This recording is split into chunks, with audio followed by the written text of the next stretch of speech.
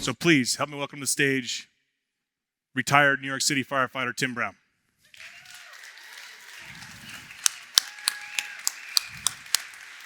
Thank you, bro. Thank you.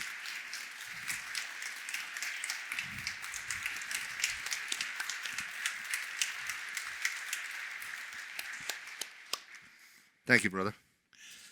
Man, Thank you. during this, just in honor of September 11th, we're offering a drink special in the back. It's called the Bin Laden. It's 2 shots and a splash of water, but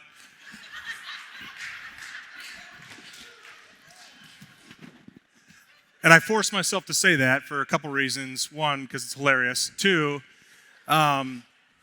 because I normally start with like some jokes before we get into these speaker series events at our 43 Inks. But to be honest with you, Tim, and with everybody, I don't feel much like joking. This is a heavy time, and I could only imagine for someone like you, because we all have these anniversaries. You know, anyone that's served has their own calendar full of anniversaries that occupies their time and their minds and their nights. And to have you come here to Boise, Idaho, and talk to us about your experiences on 9/11 really means a tremendous deal. So thank you. Thank you, Brother Dan. I am honored to be with you. I've had a wonderful time here so far. I am here. You know, one of the things I've decided, and I speak around the country, but the further away I am from New York, the more I try to do the event, because that means those folks have never heard from someone who was there. So it's important to me to come to Boise, Idaho, because of who invited me, you know, Mission 43. But I want to talk to the people, especially, you know, and I've met some of the young ones here.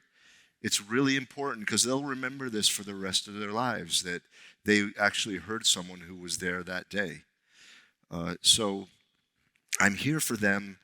I'm here for our military heroes, our combat veterans who volunteered to go overseas and go to war, and war is not pretty. To go to war to serve justice for me, personally, and for the families of the fallen from 9/11.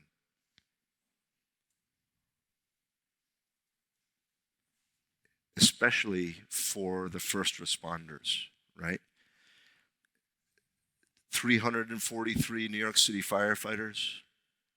Our previous largest loss of life was 12. 100 of whom were my friends. Many of, and we'll get into it, but many of them I was the last one to see them alive. 60 law enforcement, right? 37 Port Authority Police, 23 NYPD, 37 Port Authority police officers is the largest loss of life for law enforcement in one incident in American history. In their job, the Port Authority Police is a small job. So percentage-wise, they lost more than the fire department lost. 23 NYPD, 14 of whom were their elite emergency service rescue cops, the best cops in the world, possibly. And while we're on it, I just, about a half hour ago, I learned that one of our heroes here in Idaho, one of our Idaho State police officers was run over this morning. And in a very serious, very bad condition. So he is why I'm here. Because we're out there every day. We're out there across the world protecting freedom. We're out there in the streets of America. Our protectors are out there every day protecting us, keeping us safe, protecting our freedom. So if we can just take 30 seconds and let's pray for. He's not named. Let's pray for him, and then we can get into this. Okay. Thank you, Tim.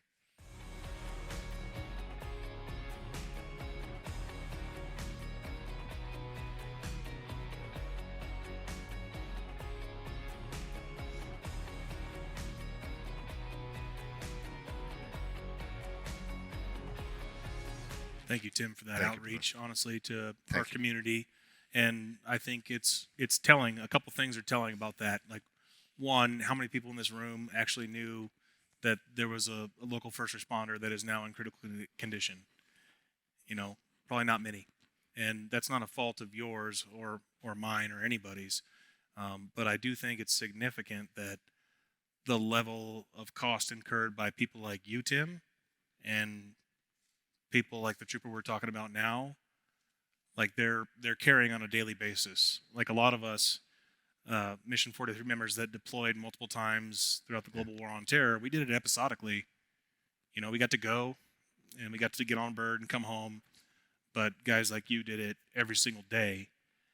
And you framed, just with the numbers alone of all the friends that you lost, like the significance, the tremendous violence that occurred on September 11th, 2001. And you think that would be unforgettable. Yeah. Yet, in my half-ass opinion, we as the American public have done our best to put aside and make it history. Yeah. Except for people like Mission 43 members, people like you, Right. that are constantly reminded, and even though September 11, 2001 happened almost 21 years ago, for a lot of the folks in the crowd, their last deployment may have been last year or 2 years ago, Right. 3 to 5 years ago. And that's a direct result of what you went through.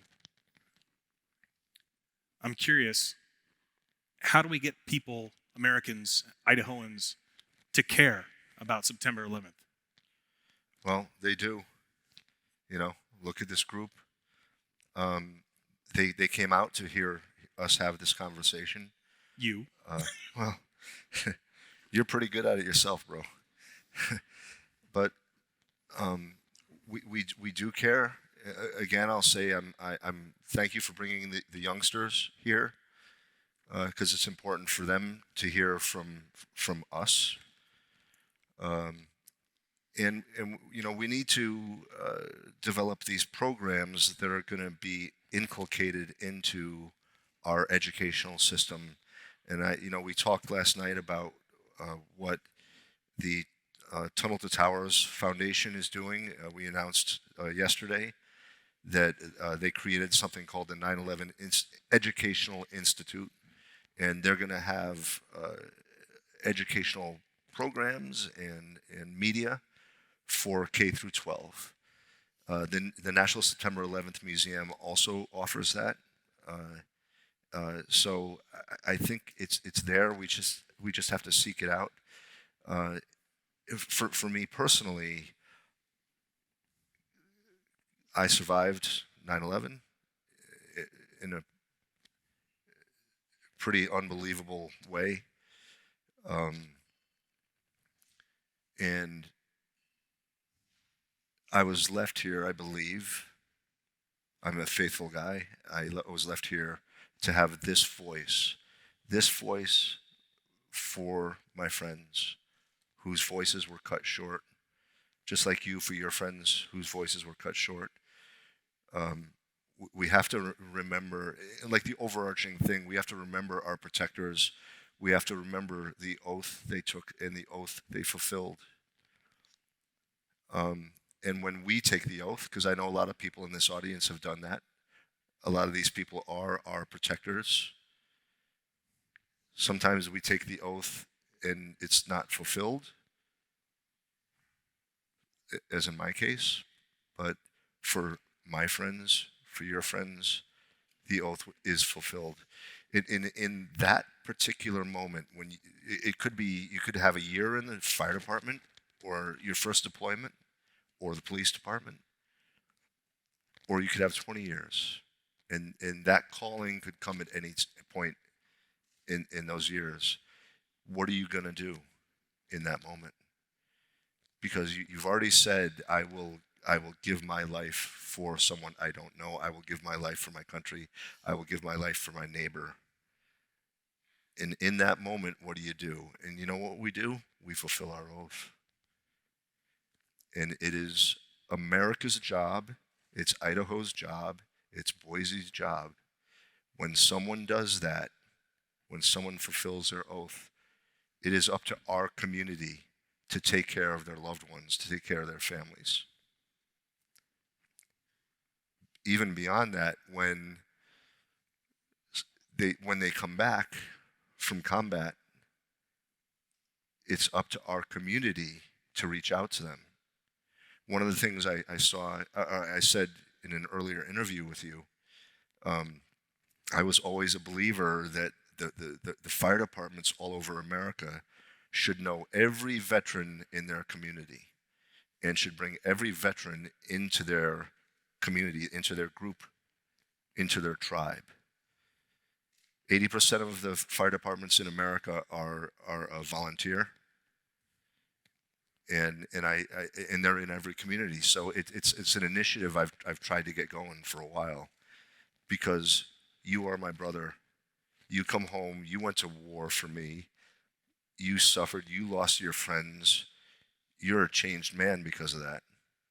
When you come back, it's up to us to hug you, right? And that's what Mission 43 does. I appreciate that, but I have to say, and I think in a crowd of people that are either were directly involved or, secondarily involved or exposed to the global war on terror, no one of us, even the most decorated, the most cool guy, has ever experienced the level of trauma and violence that was September 11th, 2001. Like, we just can't say that. And to be fair, like, you were the first ones without volunteering to go to war that experienced war. You experienced the first blow, the most significant blow that our country has ever had.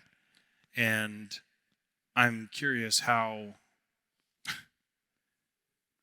and I know you've told your story a million times, Tim, but I'm curious, what are the things that you really want to share about that morning, that day, with this crowd?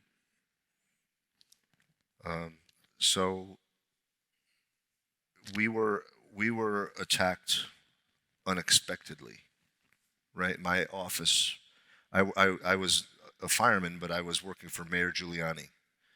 So I had traded in my fireman helmet for a tie. And my job was to go to the scene, to the command post, and not be the incident commander, but to support the incident commander. The first plane, my office was 7 World Trade Center. So the first plane flew over the roof of our building and slammed into the north face of the North Tower. And that was something that, I mean, at the time we thought, everybody kind of assumed it was a small plane. The pilot had a heart attack, or it was really a helicopter or something like that. We really had no inkling that it was a large passenger jet with hundreds of people on board. A lot of stuff happened. I wound up I had to go to the command post in the lobby of the North Tower, and I wound up on the plaza level. The plaza level is 1 story up. And I could see out over the plaza. I could see the destruction. I could see the plane parts, the building parts. And everything was on fire, black smoke, white smoke. And if you remember the videos, you can see all the paper from the office buildings floating and fluttering down, and that's what it looked like. In that moment, I started to realize that it was more than a small plane, probably more than a small plane. My job was to go to the command post. I went into the North Tower at that level. In order to go down to the street level, I had to go on an escalator. And there were hundreds of people, office workers, trying to get onto that escalator to escape. Were they panicked? They were not. They were calm, cool, and collected. And one of the things that stuck with me is that for every person who was obese or pregnant or disabled or injured, there were 4 or 5 office workers, not cops or firemen, Yep. office workers helping that person. And it kind of buoyed me up, right? Because I realize that that is the true human spirit of the vast majority of people. If we're walking down the sidewalk and someone falls next to you, it's an automatic response to reach down and help them up, right? And that's who most humans are. And I saw that happen right in front of me at that escalator. So I got on the escalator, I went down. As I'm getting down the escalator, picture this in your head, the lobby was starting to reveal itself to me. And there were hundreds of firefighters dressed in their bunker gear and their helmets, awaiting their assignment to go up. And I chuckled a little bit because I realized in this moment why the cops called us bumblebees. Or hose fairies, either way. Because we had those yellow stripes on. And when we get together by the hundreds, it looks like a beehive. And that's exactly what I saw. And I kind of cracked up a little bit. In this terrible moment, I cracked up a little bit. Yeah. And I got to the bottom of the escalator, and this is one of the seminal moments of my experience that morning. I got to the bottom of that escalator, and right in front of me was a bumblebee. Ah. And it was my friend, firefighter Chris Blackwell from Rescue 3, where I had worked for 7 years. And Chris and I were very close. You know, we worked on the same shift. So we did all kinds of crazy, heroic, brave, and sometimes stupid stuff together. I don't want to ruin the story, but is this the man you kissed on the mouth? It is. I see. Just throwing it out there. I wasn't going to bring it up, Dan. I'd like to talk about it. So he still won't kiss me on the mouth, by the way. Not on stage. So I got to the bottom of the escalator, and it was firefighter Chris Blackwell. Now Chris he was a Bronx Harlem fireman, right? Bronx Harlem elite. You would call it special forces, special operations for us. And so we weren't the Manhattan guys. The Manhattan guys were clean shaven. They wore the right gear. Their helmet was clean. The tie was all the way up. You know, that was Terry, who we'll get to in a minute.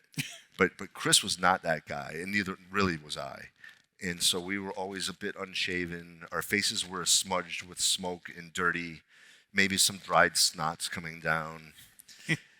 And the helmet was all burned up, and it was so burned up that it was kind of crooked on your head. Safety first. So this is the man, Chris Blackwell, who was in front of me. And we always greeted each other the same way, no matter what. I came up in front of him. He was right here. Well, maybe right here. And we both came to attention. He always had the unlit stub of a cigar in the corner of his mouth to complete his tough guy image, right? Right. Like that. And we come to attention. He goes like this. He takes the cigar out of his mouth, puts it back to his side, and we both lean in, kiss on the lips. He comes back to attention, and he puts the cigar back in his mouth. We did it for 2 reasons. We did it because I love this man like he was my real blood brother. But we also did it because it freaked all the firemen out. Oh, yeah. What's weird is we have a similar ceremony in Mission 43 that I've convinced Brad is totally normal. It hasn't, for at least the past year. Not yet. All right, we're working on it. Yeah. We're working on It's it. fine. So after Chris and I did that greeting, he said to me, "Timmy, this is really bad." I said, "I know, Chris. Be careful. I love you." He said, "I love you too." And he turned around and he went in the stairwell and he went up. He knew it, right? He knew it. He said the words to me. "Timmy, this is really bad." Firefighters don't say that. Soldiers don't say that to each other It, very often, even when they know we it deal is. with really bad all the time. This Yep. was exceptionally bad. Yeah. And I say this was the first example of many that morning of what we protectors do. When we run toward the danger, when we agree to fulfill the oath, right? He knew it. It was my job to stay in the lobby and help the command post. It was his job to go up and save people's lives, the lives of people he didn't know, right? And he decided in the affirmative. And I call, I learned a lot over the years, but I call what Chris Blackwell was the first example that I saw that morning of what the Bible says is the greatest love, right? It's the greatest love to give your life for your neighbor, even if you don't know them. No greater love. Yeah. I think, can you try to explain like how or why those public servants and some civilians like went up those stairs? Like, I often question the concept of bravery now, Tim. I really do. I don't know if it's just a matter of doing something because you can't live with yourself if you can't, or if some people are just nature or nurture courageous. But there's so many bad decisions that are made on a daily basis in this country, whether it's someone driving in their car, definitely not me, or military decisions, because bad things in the military, the catastrophes that happen in operations, this is the full truth that's really uncomfortable, it's mostly because of bad decisions. Yeah, I mean, it's not like we didn't screw up on the morning of September 11th either. Well, I don't know, because from the outsider's perspective, it seems like under the most extreme duress that you guys, being the public servants that were there that day, made a lot of great decisions, because 3,000 people died, but how many people lived? Yeah. There's some in this audience that were there. Yeah, Robert. Right now, that lived. Yeah. Yeah. And he lost some of his friends also. I'm just wondering, how does that happen? Because we were talking very early on that morning, before the second plane came in, everything. The conversation was had with the mayor. Can we get these people out? Like, how is this going to go? How's the rescue operation going to go? And sadly, what we told the mayor was that we can save everybody below the point of impact. We can save those people. But the people at and above it is going to be much harder. So there were about 10 floors of fire in the North Tower. Each floor is 1 acre big. So we had 90 stories up. We had 10 acres of building on fire with jet fuel. And just logistically, there's no way you're going to get enough water. You just can't get enough water up there to turn it off, right? We say in New York, turn it off, to put the fire out. So, we told him that. And then the next big question was, will these buildings collapse? And we said, definitely not. We have, the buildings were actually built in the early 70s with the idea of a plane crashing into them. And the fuel on the plane and the whole thing, and they determined the towers are sturdy. The fire will burn up, it'll eventually burn itself out, but the building will not collapse, right? And that's what our top collapse expert chief told us. And the thing is, these passenger jets carried a whole lot more fuel than we had anticipated. And in the way they hit the towers. I mean, we also sent probably 500 firefighters up the stairs. Yeah. Right? And would we do that again today? I think we'd be more wise than that. Do you know of any story of a firefighter that questioned that decision? Not one. And it's not because they're dumb. No. They know exactly what they're getting into and what they're right. being asked to do. And I think that's significant because now, I mean, granted, I have 2 young boys, but I can't ask them to clean their plates without getting a secondary question. There's something different about people, both men and women, that have that versus those that don't.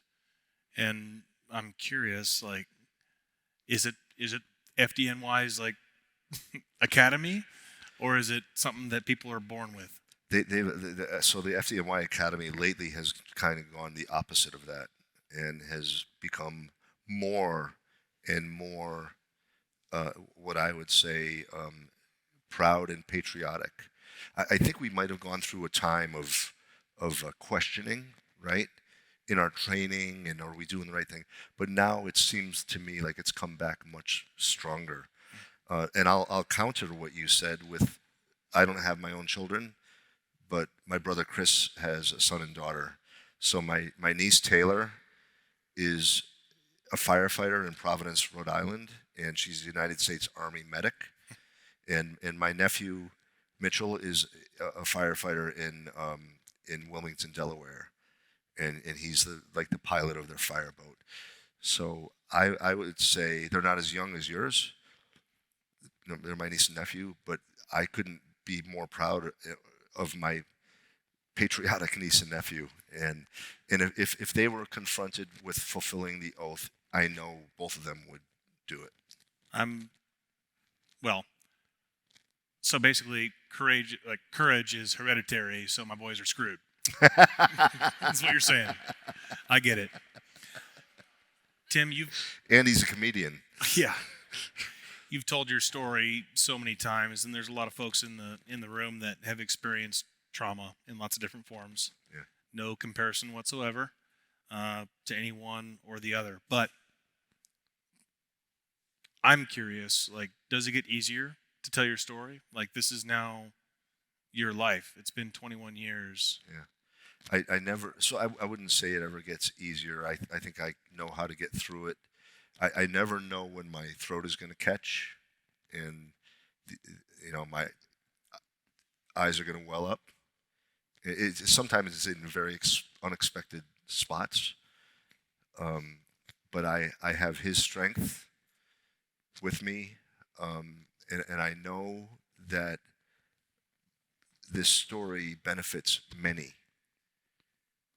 On the bumper of every fireman's car in New York after 9/11 was a bumper sticker that said "Never forget." And that is my mantra, to help people remember, to never forget, and to tell the whole story, right? The whole story is not just about the heroes, and I like to emphasize the heroes and the courage of what they did, but it's also the horrors of the day, because I saw some things like you guys saw that no human eyes should ever see. Can you tell the crowd about your friend that was with the people in the elevator? Yeah, so I wound up, after the South Tower was hit, I went, myself and Chief Donald Burns went to the South Tower, and a woman, when she saw us, came running over and said, "There's people trapped in the elevator." And so the chief gave me the nod, go with her. He went to the command post. We were the first responders into the lobby of the South Tower after it got hit. And she took me right to this elevator car, and the hoistway doors were open so you could see into the shaft. But the elevator car had not come down all the way. It was stuck at the top. So you could see the feet of all these people. and it's a big elevator, dozens of people who were trapped. And I remember seeing the men's dress shirt sleeves and dress jackets because they were reaching down trying to pull the car down more to open up that, I would say it was like 8 inches or something, to open that up more so that people could start exiting or really jumping out. And the people were screaming. I didn't know why at the time. I learned more recently that elevator car had free fallen 70 floors. Because when the plane came in and hit the building, it snapped the cable for that elevator. So they had just taken this horrific ride thinking they were dead as soon as it hit the concrete pit.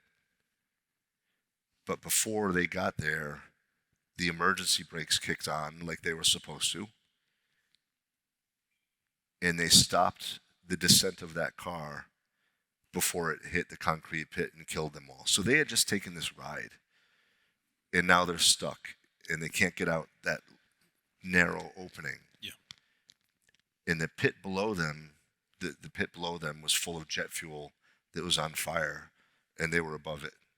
So they were getting burned because the jet fuel, crashed down the shaft.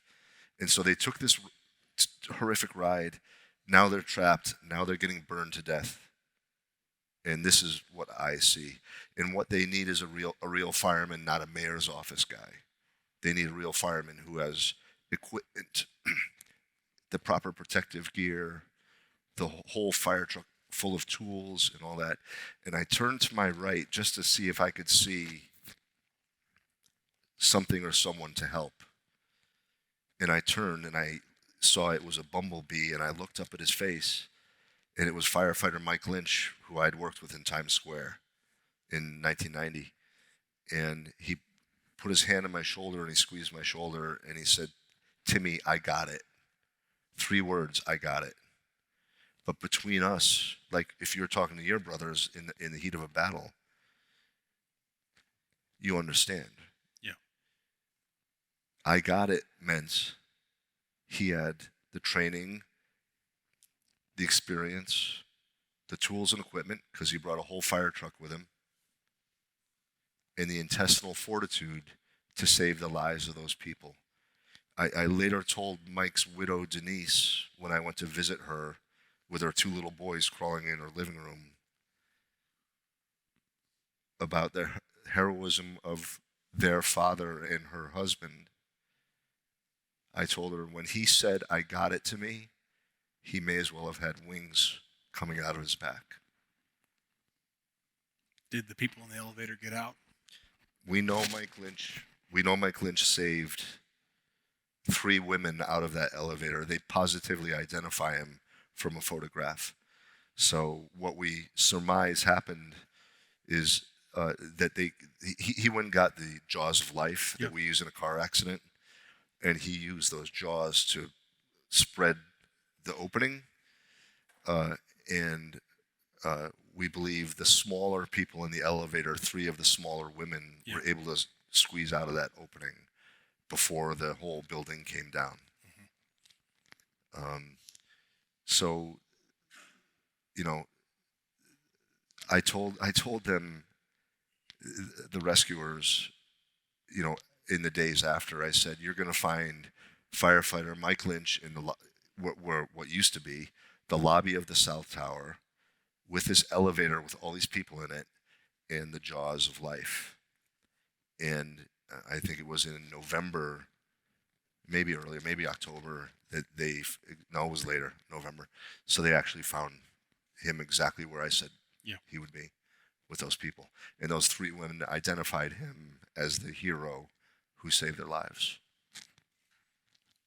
Man, with all this heavy reality that you experienced and having to talk to Mike's family and all the other families with their kids crawling around without them, and truly, like 9/11 was this experience of evil, where bad people chose to do really horrible things to innocents. Yeah. How do you find? How have you found goodness? Like, you speak about positivity and resilience. Like, I'm wondering, after experiencing something like that, like, for most of us, we just go, I'll speak for myself, to a really negative and dark place and not come out of it. Yeah. Um, I was in a pretty dark place in 2005 and 2006. Um, I had a really good therapist named Ashley who gave me the tools so that I could cope. And I do like, thanks for bringing it up, because I do like talking about the darkness that first responders feel and our combat veterans feel. It's important to talk about. Uh, I lost, I was in those dark years because I was lonely. I was in New York and lonely. All my guy friends were dead. You lost your entire group of mentors, Everyone. friends, Yep. in a day. Yeah. Yeah. From Father Michael Judge, who was our fire department chaplain, to Captain Patty Brown, who was the highest decorated New York City fireman, murdered on September 11th, to Terry Hatton, who was Captain Terry Hatton, who was my best friend, to Chris Blackwell, who I kissed on the lips, to Mike Lynch, and the list goes on and on and on, somewhere around 100 people, men, right? And so when in those years, I didn't have a buddy to go drinking with, or to talk guy talk, or just to be boys, and so that was hard, and I had to hold on through those years, and when you're in that dark place, you can never see that there's gonna be light. You can never tell that there's gonna be light, and the light started coming back for me in around 2007, 2008, when I got back involved with Mayor Giuliani and his team. But really, when I started to meet some of our combat veterans, and specifically a guy named Navy SEAL named Jason Redman, who became very quickly became one of my best friends. And I started to build back that, never replacing my friends who were murdered, but I started to realize that there was another group. There were more really good quality patriots, heroes, someone that would fulfill the oath, right? And especially other first responders or firefighters who have been through very traumatic events and experiences, right? Yeah. And I feel close. I don't know you very long. I feel very close with you because we both been through some really traumatic stuff. Well, mine can't hold a candle to yours. Yeah, Not that it's a measuring contest, but I think it's unique because, like I said, you weathered the first attack of the global war on terror, while the rest of us were here or somewhere else. And yet, I think that's why we feel so connected, and I feel so connected to you and your brothers, because, like I said, that's the formative experience of my adult life, many of our adult lives, and shaped the decisions that we made afterwards. And I think there could be, trying to say this diplomatically, maybe it would have been easier or better for us to turn the other cheek, but I'm not willing to do that. And I think a lot of the people like me that volunteered to serve and find some semblance of justice refused to do so because we saw from a distance just pieces of what you saw and what you experienced. And it's beyond the pale and unacceptable. And that's why we did what we did. So I'm curious, for you, being there on September 11th and experiencing this, and then having this, your entire network, which is bizarre because Mission 43 is about building community. Yeah. And for us in the room to imagine about our community being gone. Yeah. That's what happened to you, and you recovered. But after that, you, in some way, experienced the global war on terror. You watched it. Of course. You saw it. And I'm curious what your experience was as a, I don't want to say victim of 9/11, but as an experiential part of 9/11/2001. Like, what was your GWAT experience after that? We evil's not going to go away. The only language evil understands is superior force, let's say, and being kind.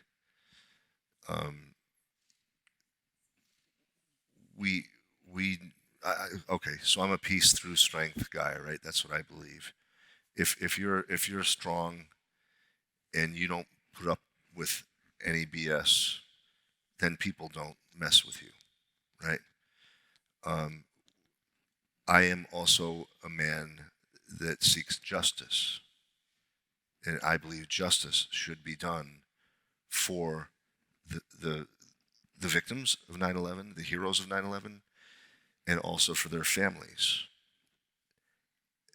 A few weeks ago now, we were shown that the intelligence community and the military community has not forgotten us, even though we think they have. And We have not. I know that. And the justice that was served on Ayman al-Zawahiri reminded us that our community has not really forgotten. You told me a story about a specific unit now that's partly, at least, responsible for killing al-Zawahiri, who was with Al-Qaeda since 2001. And normally I wouldn't use my platform on Mission 43 to celebrate the death of somebody, but in this case, I feel okay with it. I'll pack my bags soon. Yeah. This is a person that was Osama bin Laden's number 2, including on 9/11/2001, and he was just killed by our forces. But this specific unit has a sign over their door. And yeah. Tim, can you tell everyone what that sign says and why? One of the many groups I speak with is this group of people, of young patriots who are really, really smart, and have not forgotten what Zawahiri did to me and did to America. And they go into work every day. Nobody knows what they do. Zawahiri does. Well, he does now. And they go to work every day, and by the end of the day, many times they haven't made much progress, but they still go in every day, and they still try to make progress, right? And they're sharing information, and they're working together, and this is how we accomplish these things, right? And we're getting much better and much smarter at it. But when they go into work in this place, the big sign over the door says, today is September 12th, 2001. Because two things. Remember how united we were on that day, and remember how angry we were that day, and how we were all Americans that day. And so these people go into their office every day under that sign, and this is the unity that still exists there in that place with people, Americans of different faiths and different beliefs, political beliefs, but they all go in there to serve justice and to protect America. It's still there. Still is. Got to ask you, what was your life like on September 12th, 2001? Yeah. Did you sleep? No sleep. Were you still working? Yeah. So from what I remember, it's like you and some things that happen to you. You just sometimes you just don't remember stuff. But I actually watched the North Tower collapse where I had been just an hour and a half ago, and seen my friends in the lobby. And I knew they were in the lobby, or I knew they went up the staircase. And so when I turned around and I saw the antenna shift to the side and then go down, I knew many, many of my friends were in there. I didn't know how many, but I knew Terry and Patrick and Father Mike and Chris Blackwell, and I knew all those guys were in there. But even as that day went on into the next day,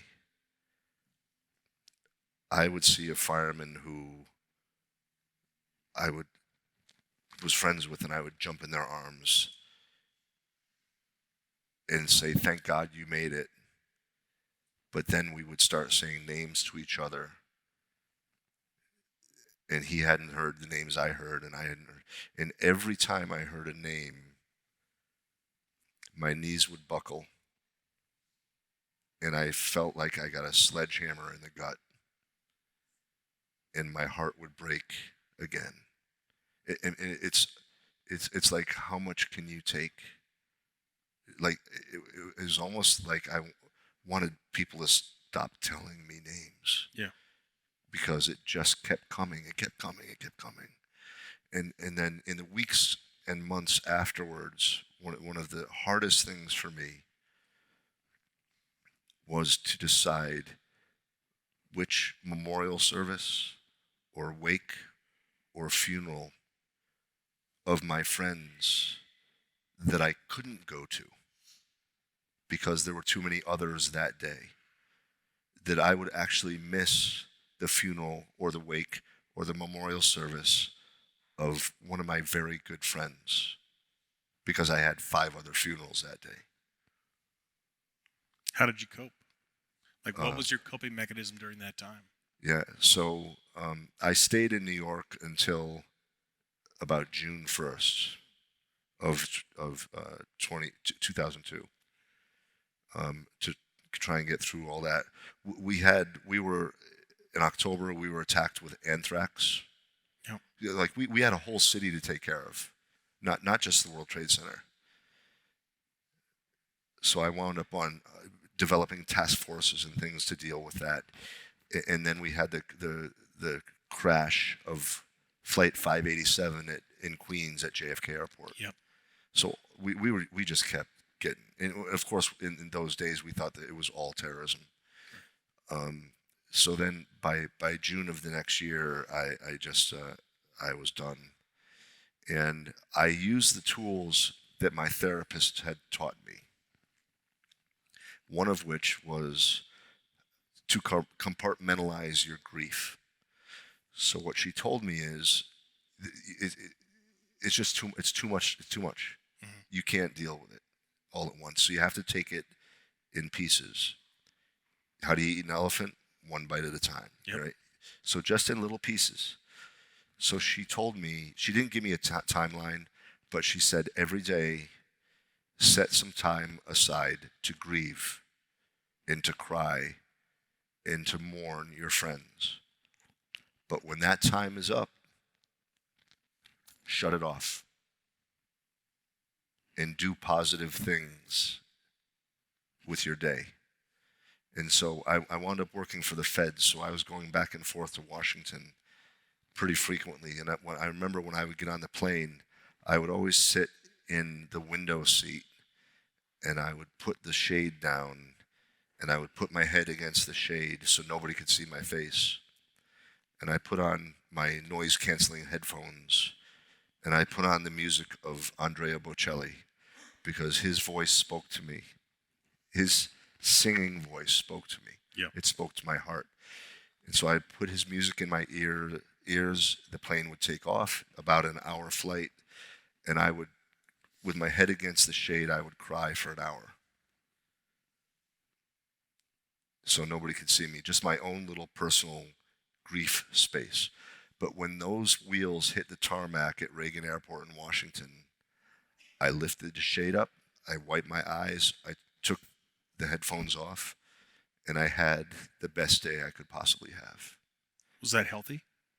It saved my life. For me, you know, and look, therapists are sometimes as crazy as everybody else, right? So Amen.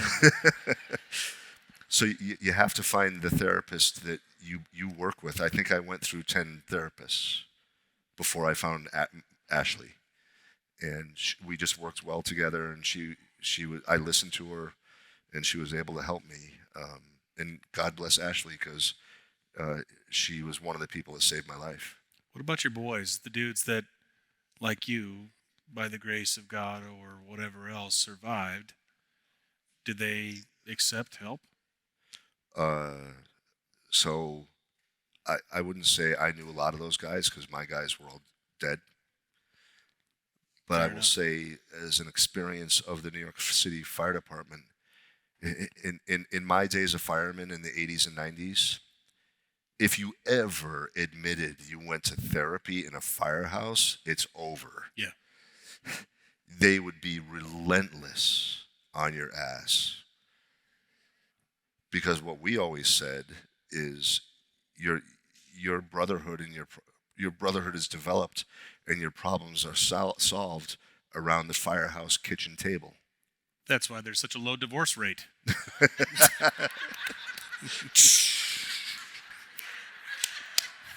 Same thing in Army Special Forces. We just work our own problems out. It's fine. Everything in the team room works itself out, and then bring it home. And The counseling, we call it counseling program now. The counseling program of the New York City Fire Department now is huge. is it effective? It's so effective. Good. And it's the stigma of going to therapy is I'll say much less in the New York City Fire Department than it probably is in any fire department in the world. We have changed because we had to. Yeah, you had to. We had to. It was forced upon us, right? Yeah. But you know these counselors go around. Our chaplain counseling program is much larger. So we've really moved into that space more, which is a very good thing. It means you're going to have healthier firefighters. Yeah. When we're talking about mental health, right? We take care of everyone who breaks their leg or, loses an eye or whatever it is, but we never take care of the mental health component of being healthy. And I would say the New York City Fire Department is probably a leader in that space right now. Well, that should make you proud, because I'm sure you're a part of it. I am proud. Yeah. I got to ask, speaking of mental health and horribly depressing things, Afghanistan. Yeah. Like the beginning of Afghanistan, I don't have any numbers to back this up, but it seems like most of America was ready to down to clown for that show, to get revenge for what happened to you and everyone else on 9/11. How has it been for you? Like, there's a lot of people in the audience that have been in Afghanistan, have served, have lost, have suffered, and had victories there. But I'm curious for you, Tim, like, what is it like in this past year to see us just in that? So my biggest concern, I have two really big ones. My biggest concern is that the Taliban will allow Al Qaeda to rebuild and to plan, and they do it over time. They don't do it in a year. They do it over 10 or 20 years, right? Well, They're patient. where was Zawahiri killed? Right, and this is exactly right. I'm asking, I don't know if everyone knows. Taliban, In Kabul, that's right, Afghanistan, protected by the Taliban. in Kabul about a month ago. Yes. So that's a problem. So I don't agree with completely pulling out. We should have some presence there to keep an eye on things. That's Tim Brown's personal opinion. Morally, as an American and as a man, the way we did it and our friends we abandoned is disgusting. Disgusting.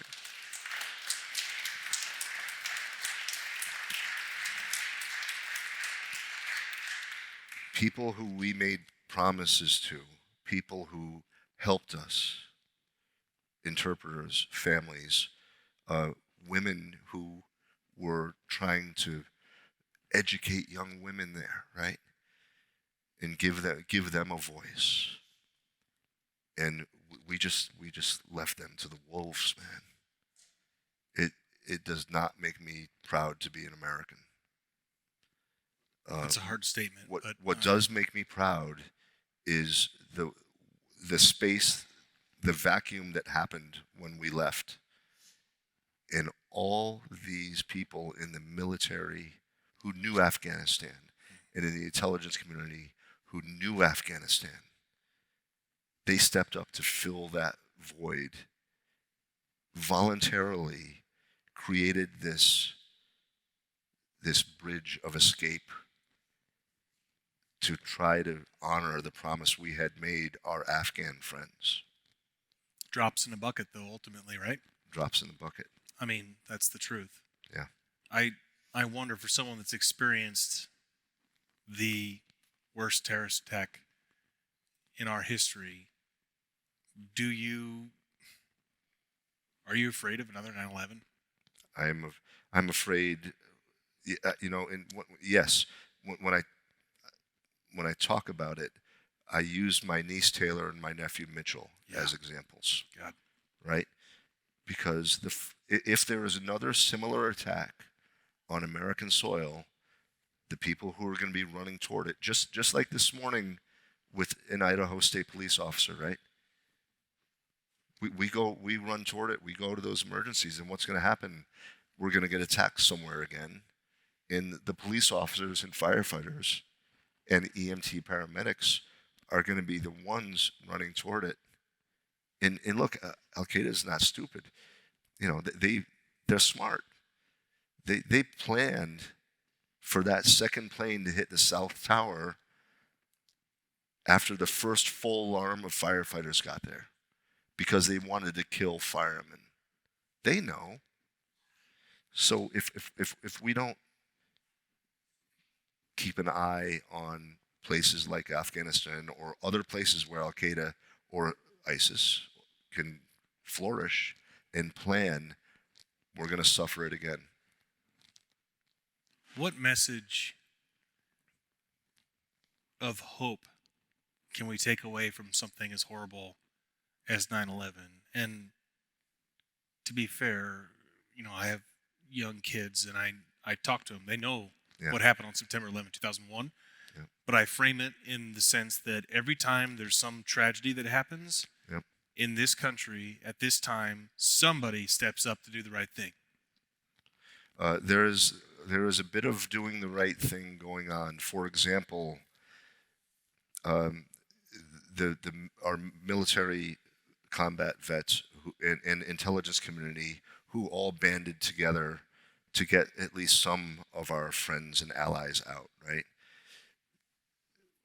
And we've brought many of them here.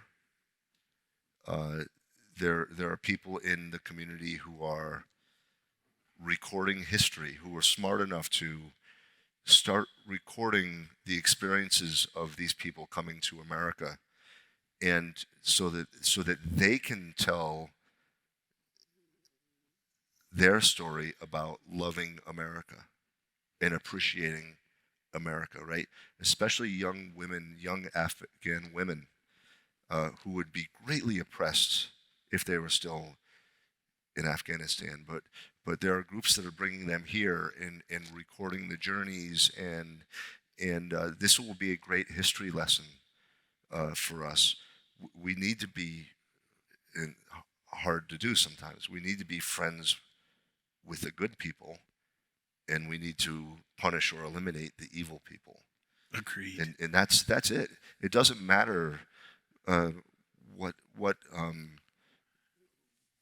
religion you are, or agnostic or atheist or whatever. Are you a good person or are you a bad person? Because if you're a good person, I'm gonna, when you trip on the sidewalk, I'm gonna pick you up. Just like you saw on the escalator on 9/11. Exactly. But if you're an evil person, I'm gonna call my buddy Dan and say, "Could you take care of that thing for me?" Right? Let's call evil evil. Let's call good good.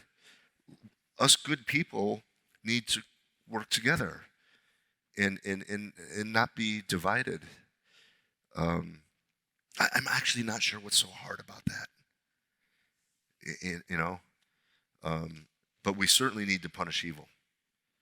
And I want to say something else, because this came up last night. For everyone who fought the global war on terror, to our combat veterans who think that because we pulled out of Afghanistan in a horrible way, that the last 20 years didn't mean anything. That is so not true. We have, first of all, and most importantly, what we all wanted. Justice was served, period. It was served. We got the evil people who perpetrated 9/11. We took care of them on the battlefield, or they're in jail. I won't get into that, but we allowed an idea of hope and freedom to flourish in Afghanistan. We planted seeds there. We told little girls, you can go to school. You can be a congresswoman. You can maybe be president one day. We planted those seeds. We planted the seeds of America there. Yeah. So none of your sacrifices were ever in vain. Neither were yours, Tim. And I say that to be like, you guys won the biggest victory and lost the biggest loss of the war, all at the same time. You were both the catalyst and the end state, because there's very few things there's nothing in the global war on terror, or probably most wars, that are comparable to what you experienced. And yet I'm still struggling to find out why you're doing what you're doing now, here, telling your story, why you're a positive person. You endure pain, obviously, Yeah. but you are doing something positive with it, and most people don't. So why? Number one, because God has asked me to, and He has given me the strength, even though it's painful for me. I also do it, for my friends who don't have a voice. And I also do it for you, brother. And everyone who picked up that flag from the rubble, the flag that my friends and I were holding 10 seconds ago, but now we were in the rubble, and someone had to come pick up that flag. And it was you, and the men and women who stepped up and volunteered to go around the world to a land far, far away, to ensure that the people that did it to us paid for it. I do it for you. That's why I come here to Boise, Idaho. And that's why I'll be in Tucson and Phoenix tomorrow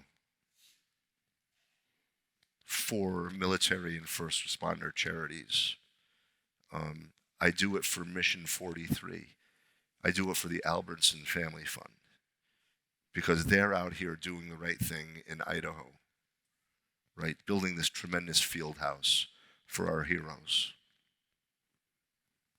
The hyperbaric HBOT, right? HBOT, yeah. HBOT, which will be the biggest in America, right? And we know that works. One of the groups that's going to benefit from that the most is the firefighters in Idaho, because when you get too much smoke, that's the only thing that can help you. And you're going to have one of those right here thanks to what you guys are doing. So how could I not come here? And how could I not come here and drink a beer with you? Huh? Right?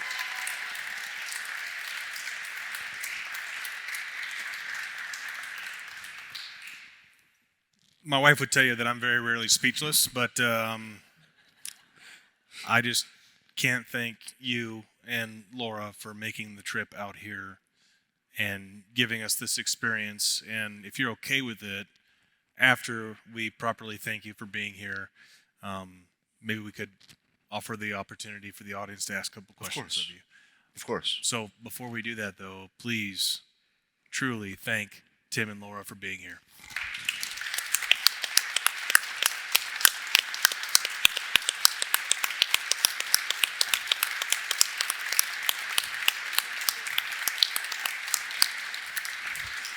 Thank you, brother. Thank you, brother. I love you. Love you too, man.